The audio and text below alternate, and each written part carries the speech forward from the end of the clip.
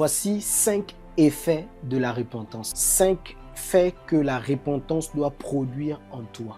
Premièrement, le fait de regretter. Regretter son péché, c'est-à-dire la tristesse qui amène au salut. Je te lis un passage dans 2 Corinthiens 7, le verset 10. Paul va dire, en effet, la tristesse, selon Dieu, produit une repentance à salut dont on ne se repent jamais. Tandis que la tristesse du monde produit la mort. C'est-à-dire que le fait de regretter son péché, c'est normal. Quand on se repent, quand on réalise qu'on a offensé Dieu, quand on réalise qu'on a offensé certainement son prochain, on a une tristesse. Parce que justement, Dieu a touché notre cœur.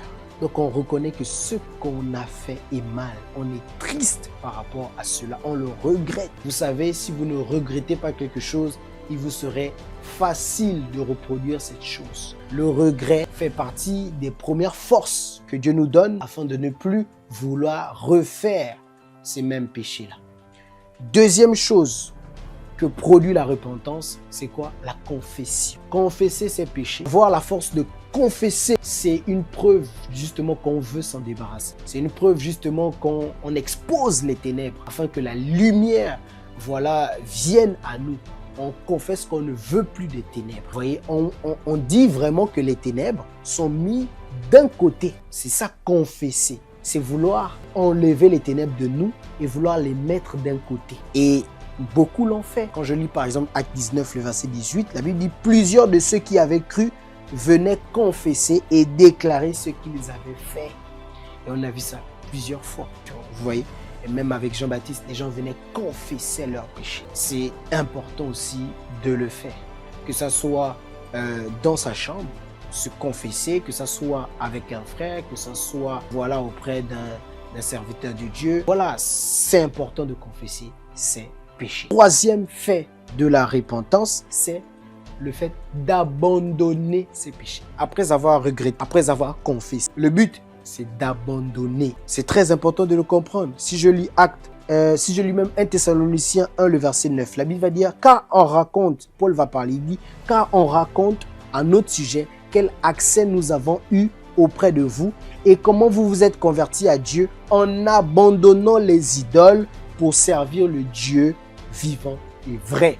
En abandonnant les idoles. C'est le but de la repentance. C'est-à-dire abandonner les idoles. Voici un des faits. Quelque chose que la repentance fera avec vous, en vous. C'est que vous allez vouloir abandonner. Vous allez abandonner. La Bible dit que c'est celui qui avoue et qui délaisse ses transgressions qui obtient miséricorde. Avouer et délaisser. C'est ainsi qu'on obtient miséricorde. Donc dans la repentance, il y a le fait d'être triste, mais un peu de reconnaître ses péchés et d'éprouver une tristesse. Il y a le fait justement de confesser les péchés. Il y a le fait aussi d'abandonner ses péchés. Et quatrième fait de la repentance qu'on peut voir, c'est la restitution. La restitution, c'est donc le fait juste de rendre ce que tu as mal acquis. Si par exemple, tu as volé, une montre, tu l'as chez toi, tu sais à qui tu as volé cela, tu vas rendre. Ça fait partie de la repentance. Zaché l'a fait. La Bible dit qu'il a rendu ce qu'il avait mal acquis. Nombre 5, par exemple, si je lis le verset 6 ou le verset 7. Parle aux enfants d'Israël. Lorsqu'un homme péchera contre son prochain en commettant une infidélité à l'égard de l'Éternel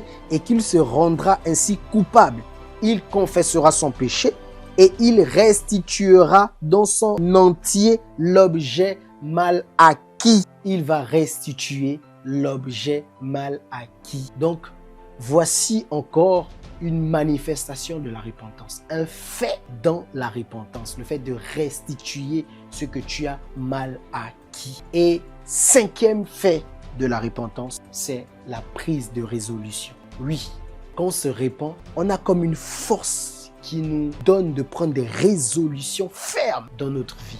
Je te prends un exemple. On peut prendre une résolution, par exemple, quelqu'un qui est impudique, qui a du mal, qui se répand justement de l'impudicité, de la fornication, toutes ces choses. Il peut prendre la résolution. Je ne vais plus dans la chambre de tel homme. Je ne vais plus dans la chambre de telle fille. Je n'y arrive plus là-bas. Ça fait partie des résolutions que le Saint-Esprit peut te donner la force de prendre. La Bible va dire dans 2 Timothée 3, le verset 10, Paul qui parle justement à Timothée. Il va dire pour toi, tu as suivi de près mon enseignement, ma conduite, mes résolutions. Vous voyez? Donc même Paul prenait des résolutions. Ça fait partie de la foi chrétienne, prendre des résolutions. La Bible va dire, à tes résolutions répondra ton succès. C'est-à-dire que les résolutions sont très importantes dans la marche avec le Seigneur. Vous voyez?